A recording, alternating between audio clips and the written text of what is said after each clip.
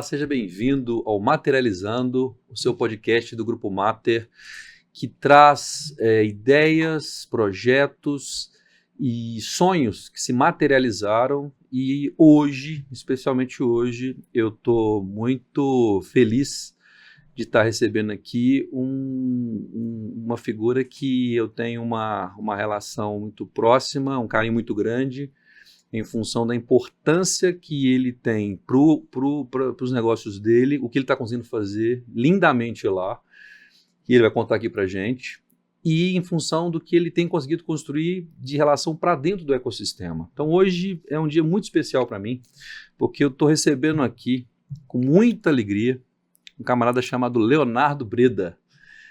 E Leonardo Breda é um aficionado por desempenho, aficionado por gestão, aficionado por estratégia. Vou apresentar aqui rapidamente o currículo extenso de um jovem de under 30 e que está fazendo uma revolução gigante no negócio que eles têm nas Alagoas, no Nordeste, um lugar que a gente está gostando muito de aprender a ficar. Léo, obrigado por você estar aqui, mas queria, antes de te ouvir, apresentar Léo, que teve nas andanças da vida pela Engenharia Civil na Universidade Federal das Alagoas, especialista em crédito e risco pela Fundação Getúlio Vargas, CEO da Alvorada Capital, desde 2007, né, construiu... 2017, perdão, 2007 você não era nem nascido. Desde 2017, perdão. E em 23 ele encampou um movimento de entrar no Grupo Telezil, na empresa de engenharia, construindo um caminho de assumindo a diretoria executiva. E de lá para cá tem sido responsável por uma revolução naquele lugar lá. Então, Léo, obrigado por você estar aqui, querido. Seja bem-vindo e que você continue inspirando o que você tem feito lá e em tantos lugares. Prazer estar com você aqui. Bora trocar ideia. Eu que agradeço aí a toda a equipe da Mater pelo convite. Como eu digo sempre, pessoal, que tem um amigo meu consultor, né, mais velho. Mais velho é ótimo. Que se você não passou dos 40, não tem muito a acrescentar, né? Mas é um prazer estar aqui e poder falar um pouquinho aí do que a gente vem passando, vivendo. Coisa boa. Cara, vamos começar falando do começo.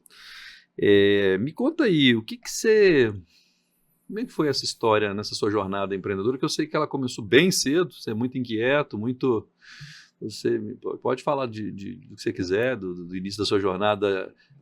Vou falar dos tombos que a gente leva, né?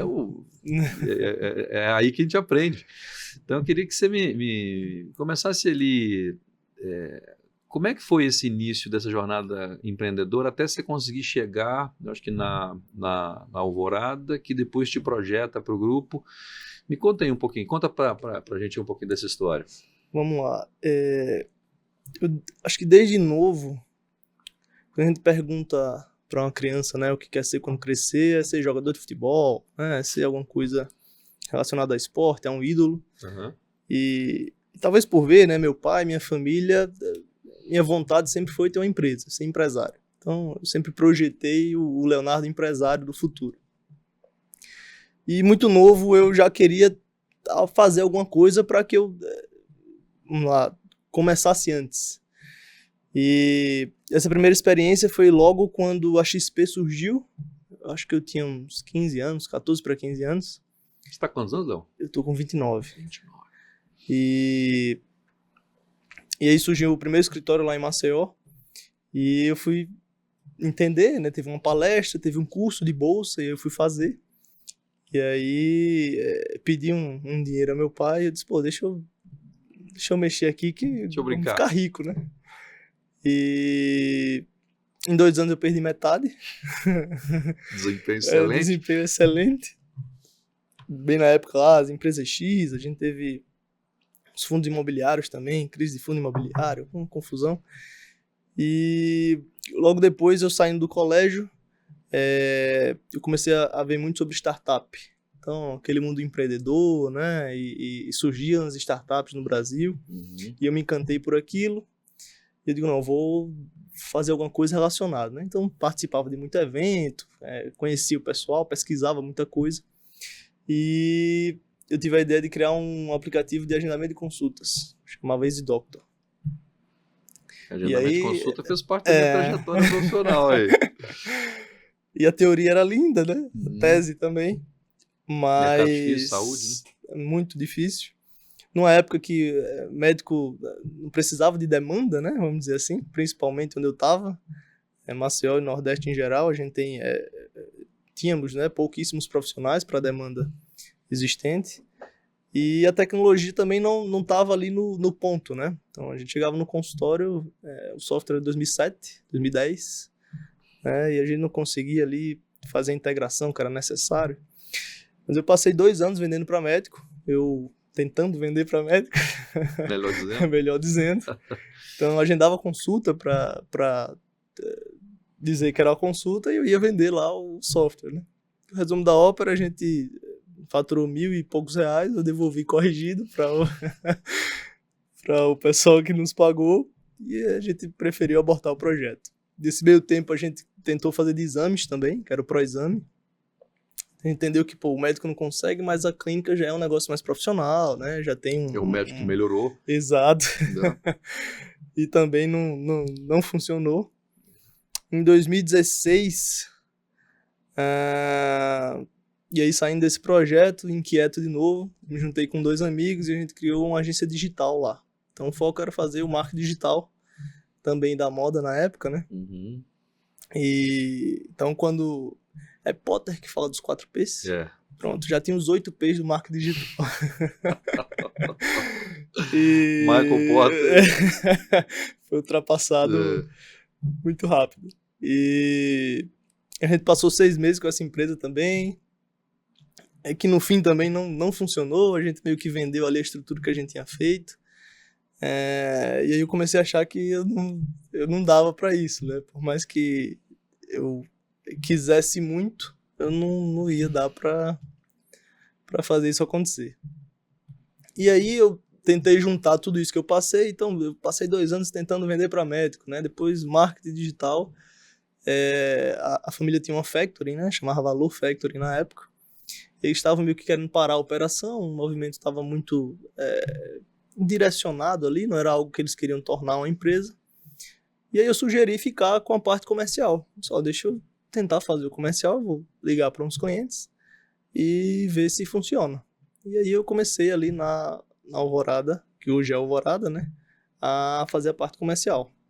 Então, acho que o início de tudo tá ali. Alvorada desde 2017. Não, eu ia fazer uma abordagem aqui, que é assim, essa primeira rodada que você deu, né, assim, você está contando ali algumas da ideia de investir, esse amadurecimento, né, porque eu acho que você é um cara que traz uma maturidade muito grande, sempre te falo isso, acho que você tem uma capacidade de leitura de mundo, eu tenho falado muito disso, a lucidez, você é um cara lúcido, não procura se deturpar a realidade quando está emocionado, então, e mesmo muito jovem, né? Então eu me identifico muito contigo nesse aspecto, mas assim, esse é um processo de transformação, que você começou lá no colégio, né? Você estava no colégio investindo, onde tudo é fácil.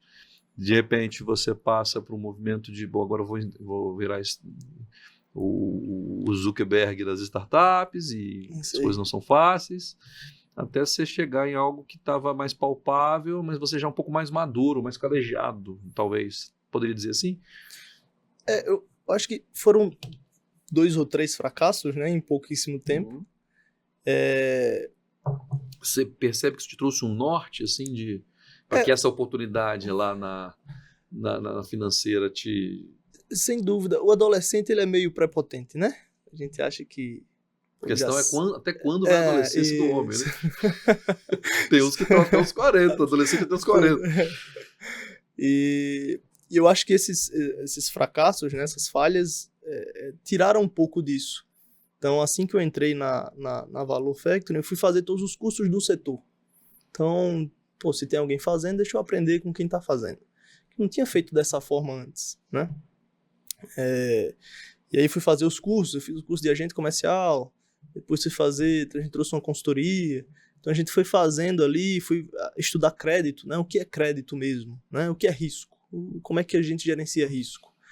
E isso me deu foi um método diferente, né? Que eu acho que a gente consegui trilhar um caminho para não falhar novamente. Inclusive, estou me atendo aqui nas minhas anotações, que eu cometi uma gafe, na verdade, e aí esse gancho que você me deu me dá um gancho para isso, que é a questão do se preparar, né, do estudar. Eu vejo que você é um cara que está sempre em busca dessa valorização desse trabalho intelectual. Isso não é muito comum. Tá? O comum é a gente achar que, ainda mais muito jovem, né? Achar que não, eu vou resolver, vou na tentativa. Eu acho que você tentou esse movimento, rapidamente leu e percebeu que você precisava de aprimorar um modelo melhor de tomada de decisão. É como eu leio. E tanto que você está sempre nesse lugar. Você fez a parte de cursos toda, a formação completa lá da parte financeira. E lembrando que você teve agora recentemente nos Estados Unidos, né? Você fez o People Culture Performance lá na Universidade de Stanford, agora nessa nova fase da sua vida. E me fala um pouquinho aí dessa, uma vez que você se preparou, o que aconteceu nessa alvorada aí nesse tempo? Não, aí conseguimos criar um caminho, né? E é muito sobre isso. Eu não me formei, né? Que a gente pode dizer, tradicionalmente. Você passou pela universidade, mas acabou... Exato. Eu fiz o FAO, né? E foi algo que consumiu muito ali de mim. Eu tinha que passar na FAO, eu tinha que mostrar que não, eu vou passar na Federal de Alagoas. E passei em Engenharia Civil, fiz acho que 2 semestres. Aí entra greve, sai greve, né? Aquela coisa. Fui para um particular. Nessa época que eu estava lá no Easy Doctor e tentando fazer alguma coisa acontecer. E eu não continuei. Passei depois para administração, fiz também, passei um tempo, mas eu já estava trabalhando e aquilo estava... eu sentia que me consumia mais do que me trazia um retorno naquele momento. E talvez por essa falta de graduação ou do ensino tradicional, eu esteja sempre em busca de algo para me complementar. E essa parte da educação é muito importante, porque as pessoas confundem, né? Muita gente faz a faculdade e acredita que está formada, né? E talvez esse tenha sido um diferencial para mim também. Então eu não estou formado. Uhum. Então eu estou sempre buscando o que está acontecendo. Pois né? É o que eu percebo. Você está sempre em busca de desse caminho de aprendizagem contínua e isso é absolutamente incomum para... Né? Não, eu estou sabendo e tal. E cá entre nós, as universidades e as faculdades, com respeito às instituições, eu sou um defensor da educação, professor, enfim, mas especialmente no curso de administração não tem sido exatamente grande lugar de incentivo, né? de mobilização de jovens. Esse é um grande desafio das universidades, das escolas. Nós estamos com o projeto Academy aí, inclusive vocês na Telesio muito parceiros nossos nesse movimento lá para as Alagoas, para a formação das pessoas lá. Isso é fundamental para a gente poder criar valor na sociedade, e vocês não têm, isso não é um ponto. Estou falando isso porque tem gente, tem pessoas muito famosas, muito conhecidas, que se vangloriam de não ter. E esse é o caso, não é nem esse o ponto, se tem ou se não tem, sim, de que isso te gerou uma capacidade de continuar aprendendo o tempo todo, um keep going ali, necessidade até, talvez, né? Mas uma clareza de entendimento disso. Porque o grande ponto da discussão é quanto que você sabe que você não sabe.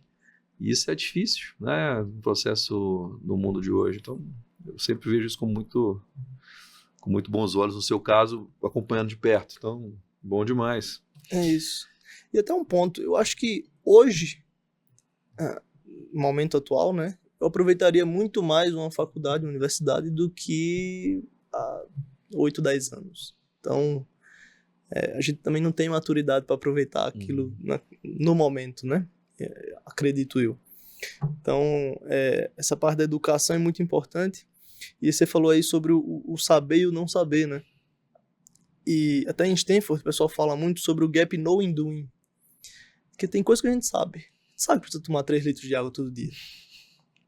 Eu não tomo. Né? Então, é o outro ponto, né? A gente, às vezes, é tanta coisa que a gente quer saber, aprender, buscar, e vira um hamster ali numa rodinha, né? E não implementa. E eu acho que esse é um ponto importante também de conseguir implementar, né, o que se sabe, o que se aprendeu, o que se viu. Especialmente nas ciências sociais aplicadas. Perfeito. Ciências sociais aplicadas.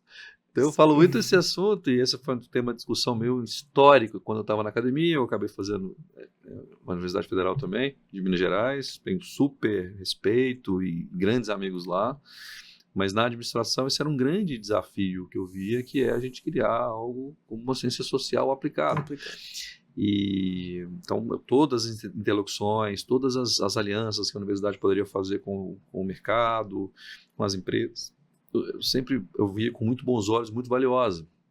E essa questão nem sempre se torna tão lógica ou tão óbvia, né? Às vezes ideológica, de modo que como se estivesse vendendo a universidade para, enfim, às vezes deturpações dessa realidade do que seria a gente poder ter essa interação, essa aplicação. Então, isso que você está falando vale para tudo, inclusive para as ciências teóricas, mas imagina numa social aplicada. Então, todo sentido que você está falando aí. É isso aí. E como é que foi esse negócio seu de... Melô chegou, foi rapidinho que você conseguiu virar o negócio lá? Nada. Como é que você fez esse exercício e quando que você estava tranquilo, pelo que eu entendi, apesar de, óbvio, gastou um tempo, estruturou, estudou, o negócio começou a ter um formato, criou um fundo, né, desenvolveu o crédito, né, acho que um trabalho bem importante que você conseguiu fazer. Lá em 23, o que aconteceu que você foi picado aí por essa construção civil? E aí, histórico rápido, tá? A gente passou 2 anos na Alvorada, implementando vários processos e tudo, e a gente tomou na verdade, 2 problemas bem grandes, problemas de crédito, né, inadimplência alta, e foi quando a gente parou de novo, 2 anos após, disse, cara, não tô sabendo fazer isso direito, e a gente contratou uma consultoria especializada para entender o que é que o pessoal estava fazendo. Aquele momento é uma outra alavancagem que a gente começou a ter, aprendendo a fazer como os outros estão fazendo. Então, o benchmark de entender de quem está crescendo, como está fazendo, foi muito importante para que a gente estruturasse novos processos para conseguir chegar lá. Então, essa foi a primeira experiência que eu tive de trazer alguém com a visão de fora, vendo o que acontece e funciona, e a gente conseguindo implementar. Isso foi meados de 2019, e aí 2020, 2021, a gente conseguiu crescer muito, né, seguindo ali aquele modelo, esse processo. Algo que a gente sempre teve ali foi que com o processo certo e as pessoas, a gente também não tinha barreiras locais, né, geográficas. A gente começou a sair de Alagoas. E aí foi engraçado que a gente até participou junto, né, num projeto que aconteceu lá na Bahia. Sim. E esse foi um projeto icônico, né, porque deu muito errado. E... É verdade, a gente conheceu nesse contexto. Nesse contexto. E o que aconteceu nesse projeto para o 2023, né? Para ser justo, você tem que contar que você me chamou tarde. Não, Em minha defesa, deu muito errado. Eu fui convidado já no Perfeito. final. Final do problema. E Que eu agradeço muito ele ter existido pra gente poder ter se conectado ali, né? perfeito. E um problema que é engraçado, né? Como até o momento tudo que a gente vinha fazendo estava dando certo, você acredita novamente como um antigo adolescente que você sabe fazer, que você consegue. E ali nos mostrou mais uma vez que não era bem assim. A Telezil, em 2021, Alfredo pegou o Covid, Alfredo CEO da Telezil. E a empresa já tinha um porte, né, bem razoável, grande, né, principalmente para a nossa região. E Alfredo é um cara bem centralizador, né? Verdade. Um abraço era para Alfredo. aquele- Queremos você aqui, Alfredo. Você não nos escapa desse podcast. Tem tanta coisa para falar e grande líder, né, desse processo, desse projeto. Muito legal. E naquele momento, né, fazendo as reflexões dele, Alfredo, né, teve que se internar e etc. Ele disse que não dava para continuar naquele modelo, né? E efetivamente um modelo muito Desgaste trabalhoso, pessoal. muito desgastante. E aí foi quando eu disse, faz um valuation, faz uma consultoria para entender. E Alfredo sempre foi o cara que entendeu muito do setor, né? Sempre teve muito inserido e tal. E aí já tiveram, sei lá, uns 10 consultores lá e nunca tinha feito nada. Nesse momento eu também era só alvorada. O que eu influenciava em Telezia era um pitaco por ano. Uhum. Eu ia lá num planejamento que eles faziam e é isso. dava minhas opiniões. Em 2022, eu acho, 22? Smart foi contratado para fazer o valuation. Foi. O pessoal fez o valuation, tudo. Eu acho que eu também participei da última reunião. Eu também. Eu tive, até legal contar, porque na verdade eu estou fora da operação há uns anos e esse era um projeto que, e aí é até legal comentar sobre a ótica de cá, que foi um insight que eu tive, assim, que esse negócio, esse valor, essa empresa, do jeito que ela está, tem coisa aí, eu tenho que entender. E aí esse tal dia que você está falando que participou, eu também, foi um sábado, né, a gente foi lá. Isso aí. Para falar sobre isso. Eu acabei participando esse dia, fiz uma participação especial, fui convidado pelo time lá da Smart, coordenado pela brilhante Marjorie Coletro, a sócia lá, e a gente me pediu, Rock, dá uma olhada nisso, dá uma olhadinha que eu acho que tem coisa aí. Foi quando eu fui lá e a gente fez a apresentação, essa fatídica apresentação que você vai contar aí. É isso aí. E aí o pessoal apresentou o valuation, tudo, né? Colocou lá um número e disse, cara, vale isso aqui desde que, né? Alfredo, a gente consiga criar um caminho. Que fazia todo sentido, né? Escravidão, Princesa Isabel tirou tempo. Então não dá para a empresa que depende de Alfredo valer o que teoricamente não vale. E aí começou-se o planejamento estratégico, né? Junto com o pessoal da Smart, para criar esse caminho lá, a Telezil. Acho que foi um planejamento para 2 anos, 3 anos. Eu não lembro exatamente quando vocês começaram até a fazer o planejamento. Eu lembro que naquele meio tempo a gente estava na Bahia, né, já com outro problema para resolver. E acredito que foi em fevereiro que você falou comigo. E aí, para nossos ouvintes saberem, né? O Rock é o culpado. Eu levo a culpa desse movimento. Eu fico muito orgulhoso dessa culpa. Por esse movimento. Que foi quando eu tava levando, né, você no aeroporto. E você disse, cara, precisando de alguém pra, né, fazer o movimento junto com a gente. E eu acho que você é a pessoa correta.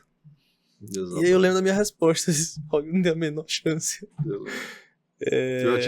Cá entre nós já tinha alinhado com a turma no sentido de, né, tanto os sócios, né, Osman, Alfredo, Gaspar, da ideia. Pra mim era algo, Alvorada tá funcionando, algo que... Agora que eu tô entendendo o processo, quer me tirar de lá? E eu, assim, eu conheço meu pai, meu tio, né, eu tenho Osman, outro sócio, então eu não vou me meter nesse meio, né. Eu tenho o meu modelo aqui de fazer e tá funcionando. Mas bom, a gente veio um projeto, né? A gente conseguiu desenvolver ali uma tese, uma teoria, né? Uma estratégia do que seria esse movimento. Eu acho que fez sentido para mim, olhando o potencial que a Telesio tinha e tem. Dispensava, né? Exato. Então, assim, era algo impressionante. E aí fizemos uma proposta, né? Os sócios aceitaram, e aí Gaspar, Osman, Alfredo aceitaram esse movimento, e a gente entrou lá, acredito que abril, não sei se 14, 17 de abril de 2023. Então, nesse momento aí a gente começa a fazer as mudanças necessárias, vamos dizer assim, para criar aquele valor, né, que teoricamente existia lá no valuation. Perfeito. E aí, cara, assim que eu falando aqui da perspectiva, então esse papo aqui, nesse caso, por isso que eu fico muito feliz com esse movimento, porque o Materializando, ele tem esse objetivo da gente contar as histórias, alguns sonhos se tornaram verdades. Mater, né, em português é materialização das coisas, mas essa ideia, que era só uma ideia, né, que foi comprada, e aí pelos sócios, valorizar todos os 3 sócios originários lá, o Osman, o Alfredo e o Gaspar, mas era difícil aquele movimento estratégico. Então, na busca de gente, eu brinco que a gente precisa, para resolver um problema, você precisa de 4, 5 pessoas. Você tem que achar essas 4, 5 pessoas certas, elas são capazes de fazer a diferença, de fato. E momento de vida, por motivos de saúde, o Osman também chegou a ter problemas e tal, de saúde, então eu via que tinha ali uma preocupação do tipo, aquele negócio está consumindo energia, saúde, eu acho que precisa de uma renovação profissional. E aí foi feito esse movimento que eu acho que você liderou no processo de fato conseguir ter a interlocução com esses sócios sêniores que estão ali há muito tempo. Portanto, tinha um desejo de mudança, mas é difícil. Perfeito. Em função de todo ser humano ter dúvida, né? Então tivemos embates nesse movimento. Todo mundo quer mudança, mas ninguém quer mudar, né? Todo mundo quer ver Deus, mas ninguém quer morrer. E eu acho que ele tem um brilhantismo seu na condução, porque era a figura de confiança dos sócios que conseguiu estabelecer um novo formato de gente. E o que rolou assim? Foi Deus, né? E Deus no sentido de fazer tudo. Deus escreve o certo por linhas tortas, dizem. Isso. Talvez seja a linha certa. O problema da Bahia mostrou que a forma com que a gente entrou na empresa, né, o pessoal entender, a gente tinha um modelo de fomentar a empresa para crescer, né? Tínhamos um sócio lá e a gente achou que era o certo, o sócio era o errado e, né, existiu ali problemas, exato, e que nós também não éramos especialistas no setor. Uhum. E no momento de chegada da Telesio, isso tão fresco nos fez, principalmente a mim, né? E a gente, né, que estava, de certa forma, você estava inserido nos 2 projetos, sim, a entender que o movimento é diferente. Então, eu não era da construção, né? Não sou do setor de construção. Eu não entendo o que eu entendia, né? Mas entendo pouco ainda o que é o crédito associativo, o que é um plano empresário, né? O que é o funding para a obra, como é que vai funcionar, qual é o método de venda, como é que se faz uma tabela. De engenharia, muito menos. Então, a obra está rápida, está lenta, impacta muito ou pouco, mais ou menos. E chegar com esse modelo de, então, vamos entender, vamos perguntar ao pessoal como é que funciona, vamos criar um movimento mais, como que eu posso dizer, tranquilo, para que a gente possa não errar isso tudo. Isso foi algo que o Alfredo, né, teve...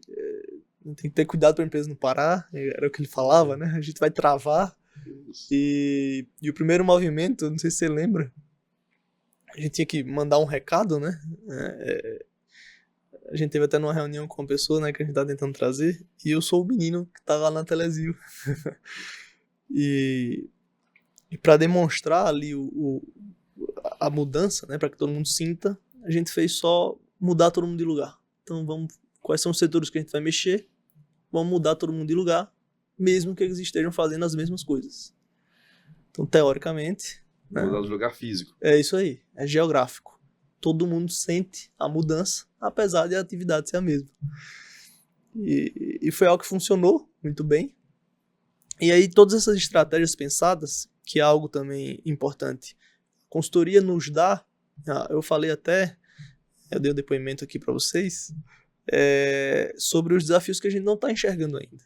Então, às vezes, essa questão de a consultoria estar olhando, né, outros players, já ter passado, né, por outras empresas, pelo que a gente está passando, nos dá a visão que a gente não está vendo, está na esquina. Eu não sei que aquele problema vai acontecer.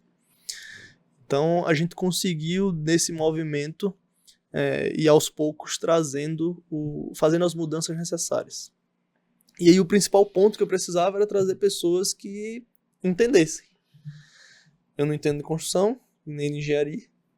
Eu precisava de alguém que não só soubesse ou tivesse visto uma estrutura funcionando, mas que conseguisse implementar. Então, não sei se você lembra, né? O nosso principal ponto ali na engenharia é como é que eu trago alguém que saiba fazer e consiga implementar uma equipe. Muitas dúvidas nessa época, eu me lembro bem. Né? Porque, imagina, né? Tinha que fazer uma mudança estrutural, né? Então, o nosso modelo era um modelo de que a inteligência estava nas obras. Então, nós tínhamos a matriz, mas a inteligência estava nas obras. Como é que eu faço para que a inteligência venha para o escritório? Então, a gente tinha que criar a equipe escritório. Teoricamente, o custo aumenta, porque eu vou manter os dois até funcionar, para depois a gente conseguir, né, migrar esse conhecimento para o escritório e aí ter inteligência. Esse modelo foi quando Alfredo também tem muita gente aqui no escritório.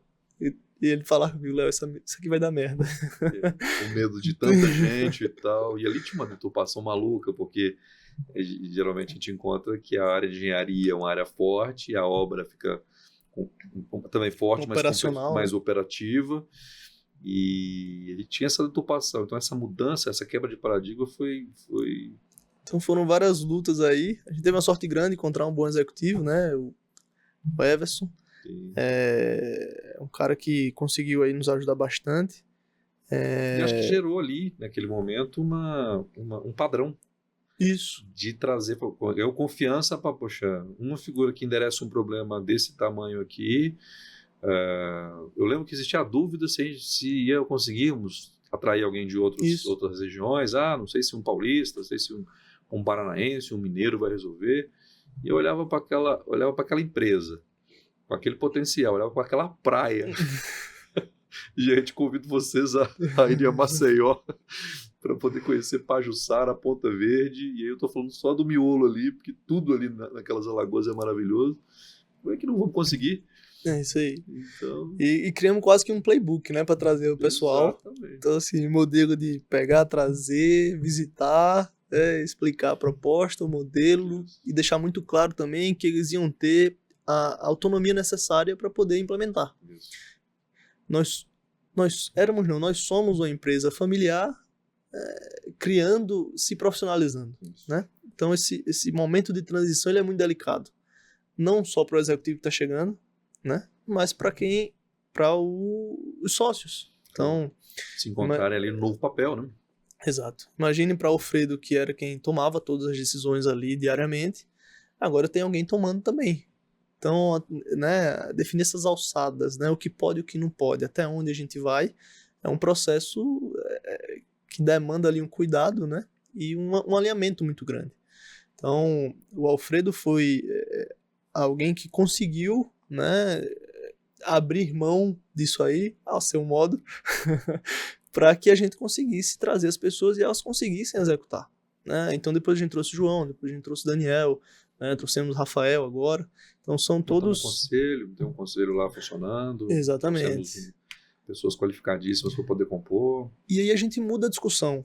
Né? A gente não discute o que um acha ou o outro acha. Não é que né, um engenheiro da obra X, ele tá achando. Cara, não é o que tá achando. Não é uma questão de opinião, né? Exato. É o que tá acontecendo. Então, tem uma frase icônica lá. A gente tava com um problema numa obra e tal, e aí chegou, era pra medir X, mediu X menos tanto. E aí a gente parou, tá, mas por que mediu menos? Não, isso aí foi um problema na freio lá. Não, então tá bom, problema na freio, né? Beleza. Aí chegou no outro mês, a mesma coisa. E aí, qual o problema? Não, o problema é na freio.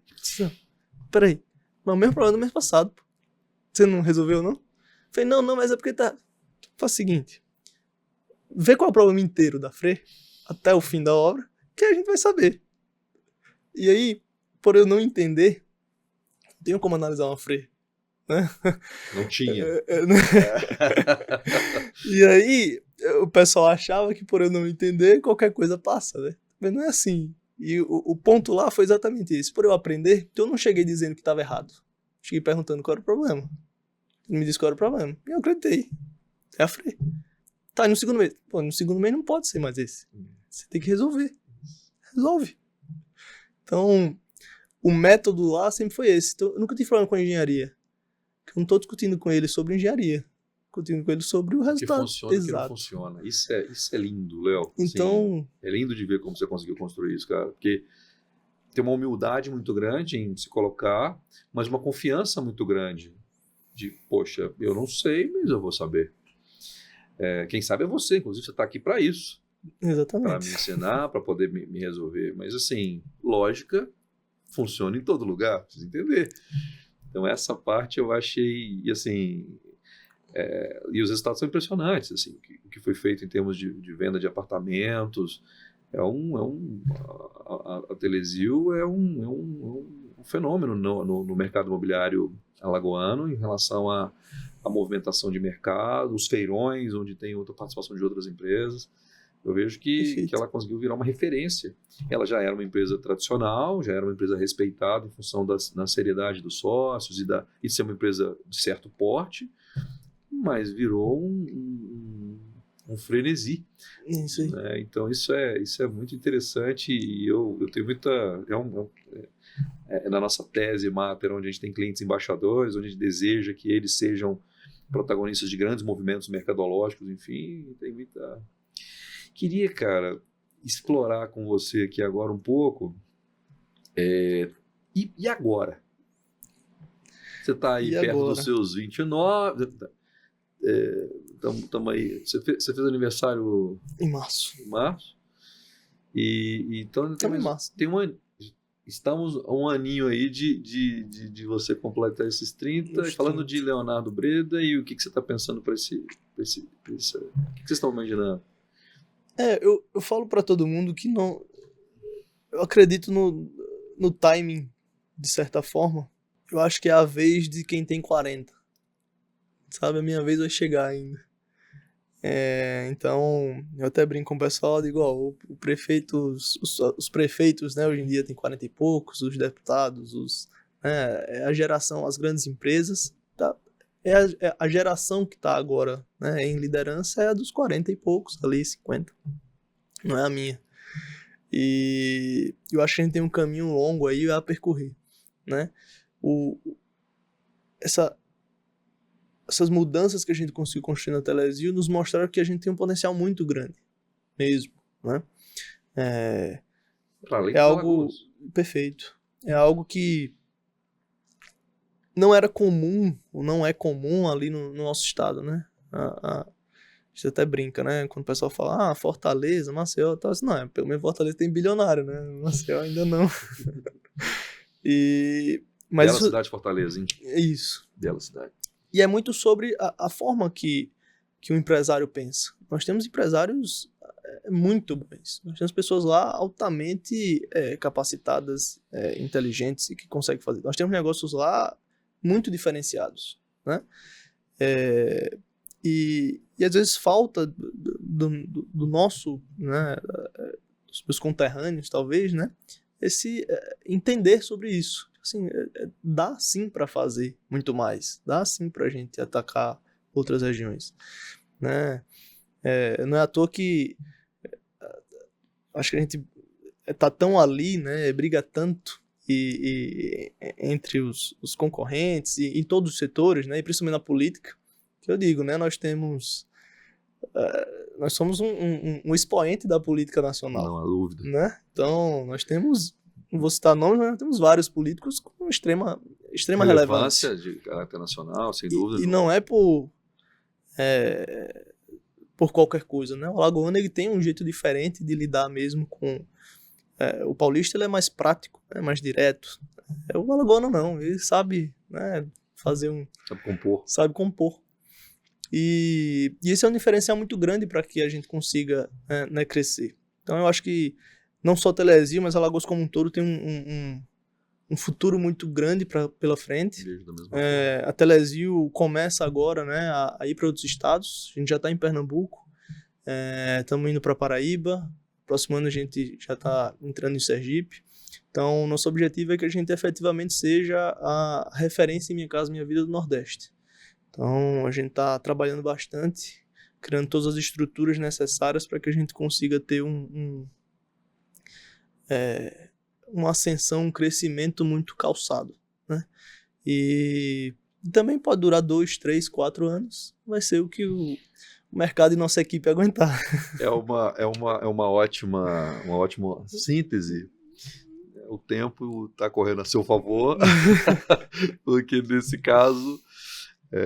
muito jovem, mas muito maduro para poder ajudar a liderar esse movimento. Legal demais, cara. Eu queria E esse mercado, cara? Para onde vai? Para onde vai o mundo, o programa? Onde vão essas empresas? Como é que você enxerga o mercado imobiliário brasileiro? E lembrando que nós estamos no dia 19 de março e acabou de sair a Selic 14,25. É isso aí. Que desafia bastante o mercado imobiliário e tudo que nós estamos fazendo. O que você enxerga aí? O Brasil, eu vejo, né, e aí falando sobre investimento, crédito, etc. O Brasil, para o imóvel, o Brasil é muito direcionado para o imóvel, né? O pessoal pensa em investimento, acho que o top of mind continua sendo o imóvel, né, para se ter ali a segurança, né, para se ter ali uma tranquilidade. E o mercado imobiliário nos últimos anos deu um boom muito grande. Mas eu não acho que é um boom de bolha. Eu acredito que é um boom de potencial mesmo, né, de acesso a crédito, de condição de pagamento. Né? Eu acho que o mercado vem amadurecendo bastante, não só São Paulo, né, as grandes capitais, mas em todo o Brasil. Né? Eu não conhecia o crédito associativo da Caixa, por exemplo, né, como funcionava a dinâmica. É um sistema incrível, a gente pode dizer assim. Robusto. Né? É uma maquininha que funciona de uma maneira completamente diferenciada. Acredito que a gente tem que ter, e aí, né, falando de governo, né, tem que ter ali os cuidados necessários para que o programa se mantenha vivo, continue pujante. E tem sido resiliente mesmo nessa dinâmica política brasileira, mudando de nome ou não, ele tem sido resiliente. Exato, mas porque é um programa muito importante, né? Nós temos um déficit habitacional muito grande, né? O setor da construção, acredito que é um dos que mais emprega, né, no Brasil. Então, gera emprego, gera renda. E o programa, ele tem as pessoas às vezes confundem, né? Mas não é simplesmente dar uma casa a alguém. Então, o programa, ele tem ali o seu economics, que ele faz sentido, né? Como uma política realmente econômica, uma política social para o Brasil. Né? Agora o pessoal está lançando faixa 4, né? Que para chegar até 12 mil de renda, e até 600 mil imóvel é o projeto. Acredita-se que vai sair, vai ser feito. E isso dá também mais condição para o brasileiro acessar a casa própria, né? Realizar o sonho da casa própria. E eu acredito que a gente consegue surfar muito bem esse novo modelo, principalmente no Nordeste. Né? A gente tem ali uma renda mais baixa, Nós temos ali um PIB mais baixo per capita, né, em vários estados do Nordeste. E a nossa tese é exatamente essa. Vamos nos utilizar das condições do programa para que a gente consiga ali atingir cada vez mais essas pessoas, dar acesso a esse sonho, realizar esses sonhos. Que é para o brasileiro, de fato, o grande sonho. É muito bonito, inclusive, nesse movimento. A gente está muito forte no mercado imobiliário e gosta muito dele, né? O real estate representa muito, é bem significativo no grupo. E aí esse processo da entrega das chaves, que nesse programa especialmente Minha Casa Minha Vida, ele é definitivamente um exercício emocionante por causa disso, da realização do sonho. Então, as empresas que eu tenho visto que têm conseguido construir propósito baseado nesse acesso, né, e não só por uma lógica romântica, e é óbvio, toda empresa tem o seu objetivo de ganhar dinheiro, isso é fundamental para a geração de riqueza para todo mundo, para as pessoas que estão no entorno de uma empresa, mas é um belo de um propósito para a construção do que você está para acordar de manhã, para ajudar a fazer o... É muito diferente. E aí, voltando até a Selic, falando de médio padrão, alto padrão, acho que o alto não impacta tanto, né, mais imune a essas mudanças, mas o médio padrão, principalmente a safra, né, dos próximos 2 anos, eu acho que vai ter um impacto muito grande. A lei dos distratos, né, que a gente já tem aí, ela dá uma consolidada muito boa no modelo para a construção civil. Imagina que antigamente, né, você tinha um distrato e você tinha que pagar aquele distrato. Então, imagina o fluxo de caixa de uma companhia, de uma incorporadora. Eu acredito que já ajuda, mas eu vejo também que hoje as soluções de crédito são muitas, né? A gente tem, aí já vem descentralização dos grandes bancos, a gente tem várias fintechs, né? A gente tem muita gente de fora investindo também em financiar o imóvel, que, de novo, na teoria, é um ativo com segurança. Num país instável, um país com bastante insegurança jurídica. Exatamente. Então, a gente tem visto que vai ter um impacto, mas não acreditamos que é algo significativo, mesmo que para essa safra. Próxima safra, previsão, se o governo fizer o que deve ser feito, é que melhore, né? E a gente volte aí a algumas taxas mais compatíveis com o que precisamos. Léo, nós temos um quadro aqui no nosso podcast, no Materializando, que a gente chama de Cicatrizes do Jogo. O que é isso, cara? A gente quer saber de você o que cicatriz é aquilo que é um machucado que você teve, ralou, deixou a marca, mas se está ali, significa primeiro que você sobreviveu, e segundo que você deixou uma marca que você se lembra daquilo ali para que você não faça novamente. O que você colocaria na sua vida empreendedora, na sua já expressiva vida empreendedora, na sua vida empresarial, que foi uma cicatriz do jogo, que você fala assim, poxa, você citou aí um caso que talvez tenha sido emblemático. Emblemático. Mas o que você traria para a gente poder aprender um pouquinho mais sobre isso? Eu acho que não vou nem falar da emblemática, ou lá um pouco mais atrás, na época lá do aplicativo, eu nunca ouvi ninguém dizer que a ideia era ruim ou que ia dar errado. Opa! E... Nunca ouviu ninguém dizer? Nunca ouvi ninguém dizer. Você não andava comigo nessa época não, né?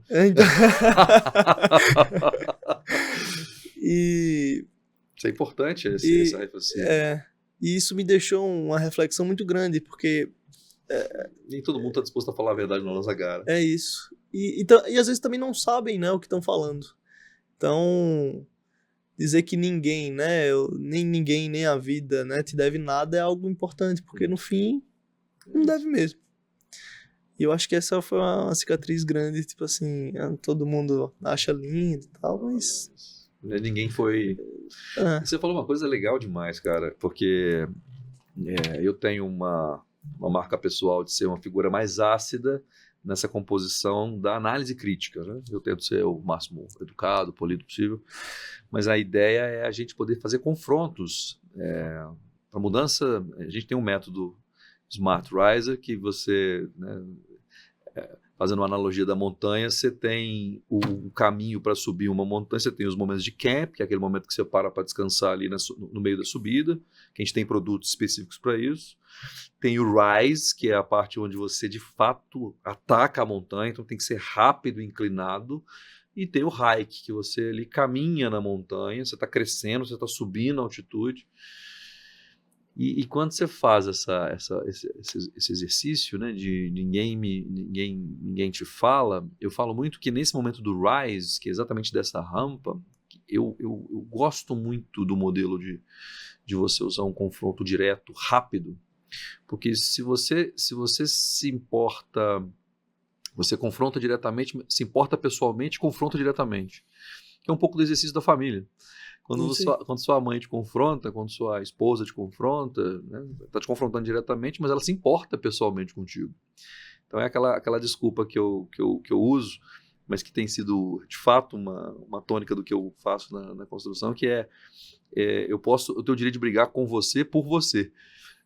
Então, essa reflexão sua de que nem todo mundo está disposto, ninguém te deve nada, ok, mas nem todo mundo está disposto a achar esse caminho, né? Essas figuras que não são capazes de correr o risco de dispor conosco, mas por causa da nossa estrutura, isso é muito valioso. Eu tenho ao longo da minha vida, tido a sorte de eventualmente ter algumas figuras que me confrontam, que é o ponto. Ninguém quer se indispor, ninguém quer se comprometer, e isso é legal. E é importante esse detalhe, né? Tem uma frase de algum, não sei se filósofo, né? Eu acho que é corrija um tolo e ele vira seu inimigo, né? Corrija uma pessoa inteligente e ele fica mais sábio. E é muito sobre isso. E as pessoas às vezes não entendem, e às vezes a gente não quer corrigir para não se indispor, mas entender da pessoa o que ela está pedindo, ou até deixar claro, né, que é para o bem, eu acho que pode fazer sentido. Teve até um caso, foi até um conhecido, confesso que eu não lembro nem o nome, mas ele me ligou tal, por algum amigo em comum. Não tão conhecido? E, tô com a ideia de fazer um aplicativo tal, parecido com o EasyDoctor. Você pode falar comigo? Tipo, o cara foi muito bom, né? Ele viu o que eu fiz e vai aprender. Já acertou. Vai aprender com meus erros. Cara, vou. E aí sentou. Legal. Ele me explicou o projeto dele e tal, não sei o que. Tá, o que é que você acha? Cara, eu acho que você não devia fazer isso. Eu acho que você devia focar na primeira dor. Então, assim, ele resolvia vários problemas de vários, né? Falta de foco. E aí, naquele momento eu senti que ele achou que eu tava botando areia no negócio dele. Eu disse, acho que você tá entendendo errado, eu só tô dizendo o que eu acho. Você pode fazer o que você quiser. É você que me procurou. Então, é muito sobre isso. Eu acho que... Esse mundo binário, né, Léo? Assim, o algoritmo das redes sociais te jogando sempre porque você quer ouvir. A gente está criando uma geração de mimados que tá difícil de engolir.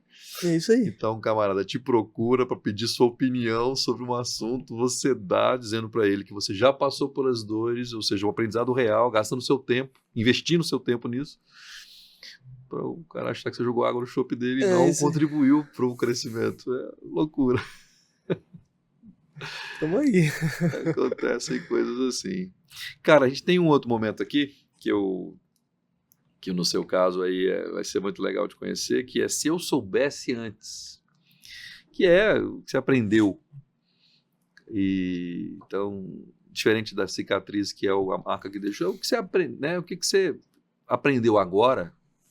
Porque a gente demora um tempo, né, Léo, para descobrir o que a gente está fazendo. Eu tenho falado muito isso, assim, a gente, na hora que a gente descobre o que está fazendo, é aquela coisa de você ter na curva da vida maturidade e ingenuidade suficiente. Sem ingenuidade a gente fica muito chato, Perfeito. porque a gente não acredita que é capaz de mudança, mas ingenuidade demais também ninguém aguenta, porque é chato demais, porque tudo fica fácil e nem é uma coisa nem outra. Então nessa lógica de se eu soubesse antes, o que que o Leonardo de 29 anos falaria para o de 20? Apesar da distância temporal não ser tão grande, mas 9 anos fazem diferença aí nessa jornada de aprendizado. Eu acho que se eu soubesse antes, eu teria sido menos ansioso. Eu acho que, como você falou, as redes sociais hoje projetam muita coisa que não é verdade. Na minha época, o empreendedor parecia o super-herói, né? Na minha época é ótimo. Imagina na minha. Eita, isso foi em 2014, 15. Auge do Thales Gomes, Easy Taxi, né? Então, parecia que era um negócio só bacana, né? Não tem tempo ruim.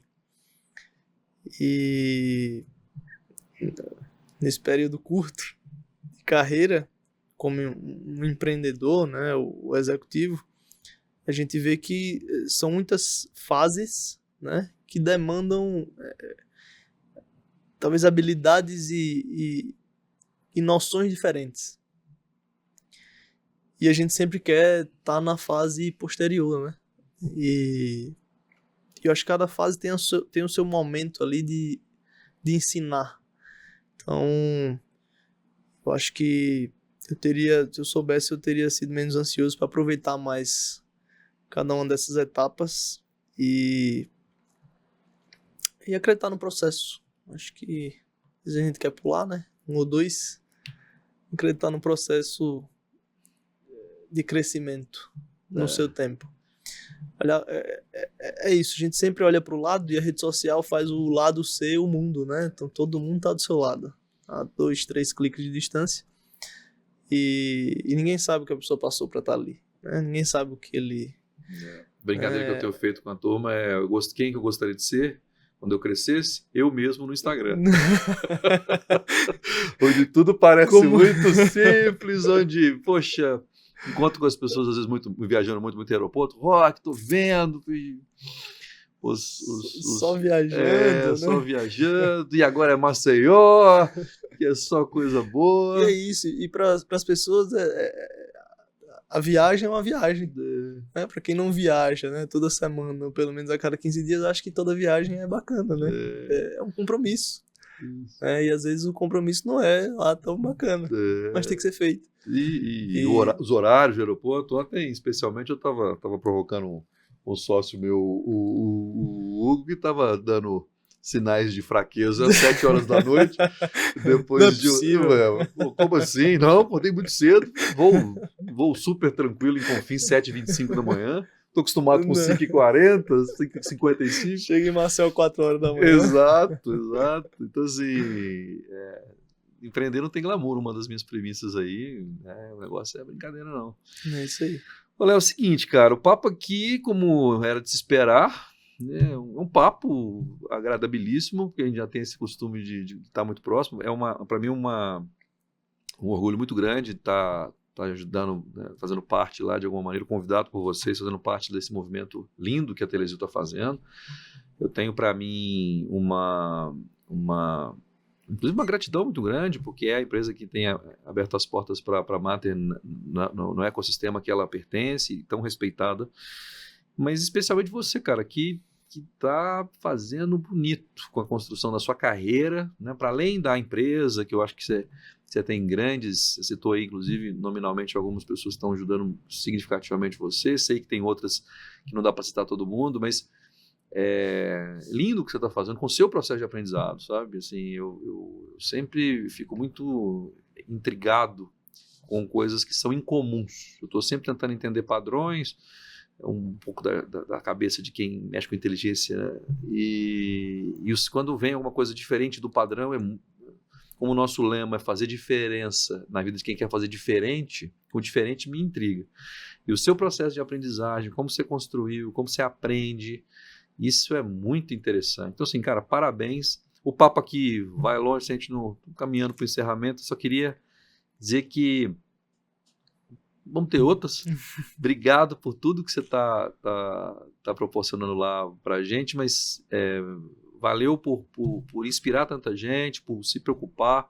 Você entrou com um jeito, nesse processo de mudança, um jeitão mais duro, mas que te conhece no dia a dia sabe o quão humano você é, quão grande cara você é. Então, assim, para mim é uma honra estar contigo aqui. E espero que mais gente da Telezil venha, então fica aí já o convite para a turma. E que você tenha muito sucesso nessa sua caminhada, que você possa entregar aí essa visão de negócios, e tenho certeza que o tempo vai te favorecer, porque as premissas que você está usando são bastante preciosas e espero estar lá para olhar e ver você fazer isso. Parabéns, cara, de verdade, obrigado pela sua presença aqui. Amém, eu que agradeço, agradecer a todo mundo lá também, né, e aí Alfredo, Gaspar, né, Osman, todo mundo. Eu acho que a empresa ela já tinha todo esse potencial quando a gente começou a fazer essas mudanças. E agora a gente conseguiu destravar e agora é conseguir pavimentar o caminho para que a gente consiga crescer cada vez mais. Então, contamos com a Mater, com todo o grupo Mater, né, para nos ajudar a fazer isso acontecer. É importantíssimo, né, todo esse apoio que a gente vem tendo. Foi no Foi Eu Ligo Pra Marjorie, né, com algum problema completamente nada a ver com nada, pra gente conseguir resolver.